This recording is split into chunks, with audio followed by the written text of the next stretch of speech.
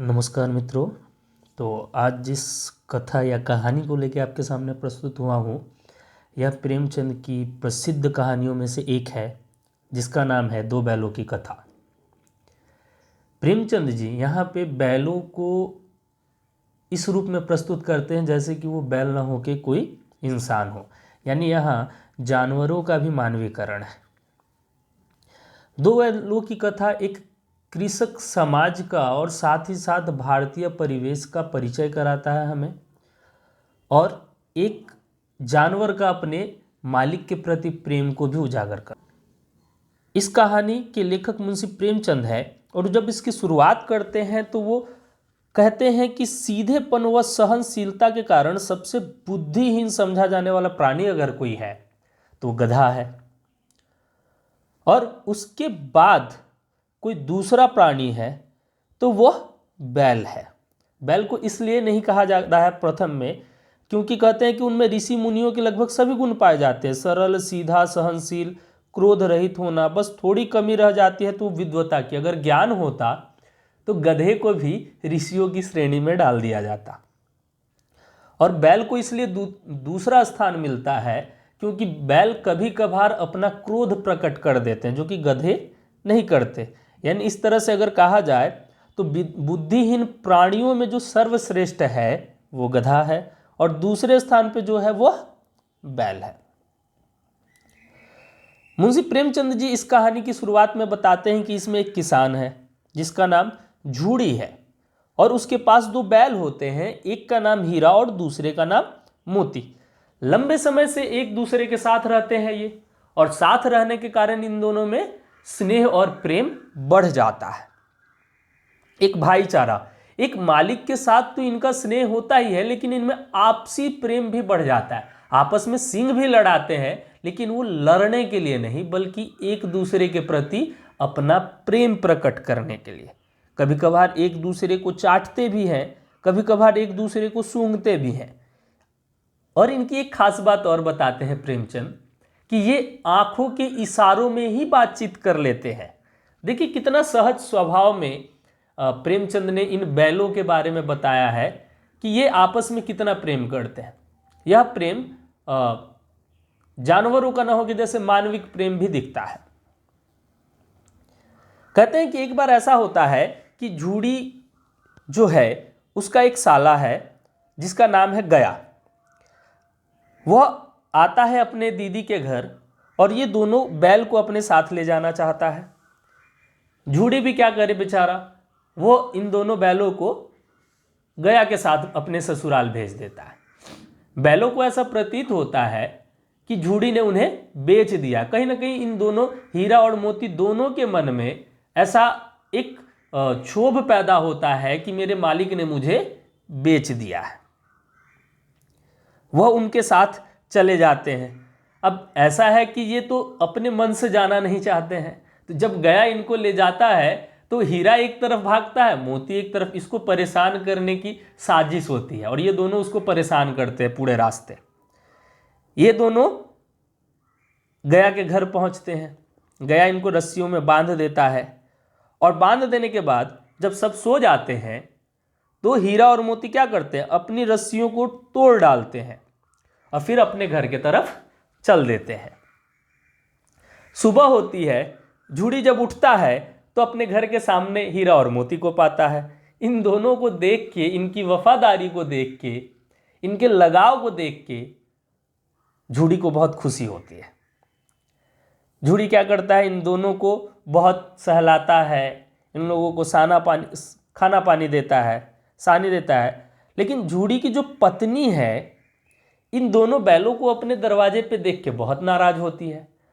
उसे बुरा लगता है कि मेरे भाई इन्हें अपने साथ ले गए और ये वहां से भाग आए। तो बहुत गुस्सा होती है, और वो क्या करती है, इन लोगों को खाना नहीं देती। झूड़ी अपने लोगों से कहता है कि इन्हें खाना दो, लेकिन उसकी पत्नी के डर से उसके लोग उसे खाना नहीं देते। दूसरे दिन गया दोबारा आता है, और गया के दोबारा आने पर फिर झूड़ी इनको उनके साथ भेज देता है। इस बार गया क्या करता है, उसने पहली बार की जो उसकी अभिज्ञता थी जो एक्सपीरियंस उसने पाया था, उसके आधार पर वो इनको अब रस्सियों से बांध कर नहीं ले जाना चाहता, क्योंकि ये रास्ते में बहुत परेशान करते हैं। तो ये क्या करते हैं, झूड़ी क्या करता है, अपने झूड़ी का जो साला है गया, वो इनको क्या करता है, गाड़ी में बग्गी में लगा के ले जाता है। इससे क्या होगा, दोनों इधर उधर नहीं भागेंगे। लेकिन हीरा मोती तो होते ही बदमाश है, ये जाना तो चाहते नहीं है। ये बार बार कोशिश करते हैं कि गाड़ी को खाई में गिरा दे, और एक दो बार तो कोशिश भी करते हैं। मोती करता है कि गाड़ी को खाई में गिरा दे, लेकिन हीरा कहता नहीं, ऐसा नहीं करना चाहिए, ऐसा करने से हम भी गिर जाएंगे।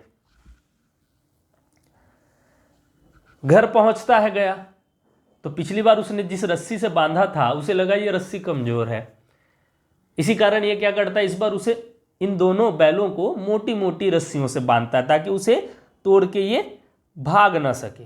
और गुस्सा तो होता ही है कि इसके यहाँ से एक बार भाग चुका है, तो इसको सूखा चारा डाल देता है और कुछ खाने के लिए नहीं देता है। और ये दोनों भी गुस्सैल होते हैं, ये दोनों खाना नहीं खाते हैं। गया इन्हें अगले दिन अपने खेत में ले जाता है, खेत जोतता है, हीरा मोती करते हैं काम, हल जोतते हैं, सींचते हैं सब कुछ। शाम में फिर ये वापस इन्हें गया अपने घर ले आता है, फिर मोटी मोटी रस्सियों से बांध देता है और वही सूखा खाना देता है। हीरा मोती खाने से इनकार कर देते हैं। लेकिन गया के घर में एक नन्ही सी लड़की रहती है, जो क्या करती है, चुपके से रोटियां लाकर इन दोनों को खिलाती है। और यही इन दोनों को ये रोटियां खाकर बहुत संतोष होता है। लेकिन कब तक, ये लोग रस्सी तोड़ना भी चाहते हैं, रस्सी को तोड़ने के लिए चबाते हैं ताकि उससे भी कमजोर होकर रस्सी टूट जाए। लेकिन रस्सी बहुत मजबूत होती है, टूटती नहीं है। एक दिन क्या होता है कि वह लड़की आती है और दोनों की रस्सियां खोल देती है। लेकिन कहते हैं ना, प्रेम एक ऐसा बंधन है जो लोगों को बांध देता है, आपस में बांध देता है। तो हीरा और मोती को इस लड़की, इस बच्ची से भी प्रेम हो गया था, जो उन्हें रोज छुप के आती थी, रोटियां खिलाती थी। वो इस बच्ची को छोड़ के जाना नहीं चाहते थे। लेकिन लड़की चाहती थी कि इन्हें आजादी मिले, तो वो क्या करती है, इनको भगाने के लिए चिल्लाने लगती है कि भाग गए, ताकि इस डर से भी ये दोनों भागेंगे। और हीरा मोती भागने लगते हैं। गांव वाले इनका पीछा भी करते हैं, लेकिन ये उनके हाथ नहीं आते, और भागने के चक्कर में ये अपना रास्ता भटक जाते हैं और काफी दूर निकल जाते हैं। आगे बढ़ते ही इनको एक होता है ना कि जब कोई इंसान कैद में बैठा हो या कैद में हो, उसके लिए सबसे बड़ी अगर उसकी उपलब्धि कुछ है तो है आजादी। वह आजादी पाने का जश्न मनाते हैं। तभी उनके सामने एक दूसरा सांड आके खड़ा हो जाता है। अब ये तो बहुत दिन से खाना नहीं खा रहे थे, ये दोनों के दोनों कमजोर हो जाते हैं। इसके उपरांत क्या होता है, दोनों रणनीति बनाते हैं कि इससे लड़ना कैसे है, क्योंकि अगर बिना रणनीति के हम लड़ेंगे तो ये हमें जख्मी कर देगा। तो हीरा क्या करता है, एक तरफ से हीरा लड़ता है तो पीछे से मोती उस पर आक्रमण करता है। जब वो मोती की तरफ घूमता है तो हीरा उस पर आक्रमण करता है। इस तरह से दोनों मिलकर रणनीति के तहत उस सांड को हरा देते हैं। और जब वो मड़ा होके बेदम होके पड़ा रहता है, तब इन दोनों को उस पर दया आती है और उसे वहीं छोड़कर आगे बढ़ जाते हैं। अब इतने दिनों से तो इन्होंने खाया भी नहीं था सही से, शरीर कमजोर था, भूख तो लगी थी। सामने इनको दिख जाता है मटर का खेत। ये मटर के खेत में ढुक जाते हैं और मटर खाना शुरू कर देते हैं। तभी दो आदमी वहां आ जाते हैं और ये भागने की कोशिश करते हैं, लेकिन कीचड़ होने के कारण इनका पैर फंस जाता है, ये भाग नहीं पाते हैं। और ये लोग इनको क्या करते हैं, पकड़ के कांजी हाउस में ले जाते हैं, जहां पहले से और कई जानवर जैसे घोड़े, भैंस, बकरियां, भेड़ पड़े रहते हैं। जब मैं इस भाग को पढ़ता हूं, इस कहानी के इस अंश को पढ़ता हूं, तो मुझे देश की आज़ादी की लड़ाई याद आती है। और कहीं ना कहीं इस कहानी में इस देश की आज़ादी की लड़ाई की ओर भी संकेत किया गया है। जहां हमारा देश आज़ाद था और जो स्वाधीनता के लिए लड़ रहे थे लोग, उनको भी जेल जाना पड़ा, इस ओर संकेत कर रहे हैं। लेकिन ये क्रांतिकारी तब भी नहीं थमते हैं। जैसे रात होते ही मोती वहां से भागने की बात करता है और वो क्या करता है, अपने सींग से दीवार को मारना शुरू करता है। यानी हमारे देश के जो क्रांतिकारी लोग थे, उन्होंने अपने हौसले को कभी नहीं छोड़ा। वो लड़ते रहे, तब तक लड़ते रहे जब तक देश आजाद नहीं हुआ। तो ऐसे हीरा भी, यहां हीरा मोती भी भागने की कोशिश करते हैं, दीवार मार के सिंग गिरा देते हैं, सिंग मार के दीवार गिरा देते हैं और बहुत मेहनत करने के बाद वो दीवार टूट जाती है। हीरा क्या करता है, सबको भगाने लगता है कि चलो अब हम आजाद हैं, भागो। लेकिन वहां बैठा सभी जानवर भागे, लेकिन गधा बैठा रहता है। यानी हमारे देश में कुछ ऐसे भी लोग थे जिन्हें आजादी पसंद नहीं थी, आजाद होने पे भी वो आजादी नहीं चाह रहे थे। तो ऐसे को हीरा क्या करता है, ऐसे गधे को भी हीरा सिंग मार के भगा देता है। लेकिन मोती जो है वो बहुत मोटी रस्सी से बंधा होता है और मोती भाग नहीं पाता। यही कारण है कि हीरा भी वहीं रुक जाता है।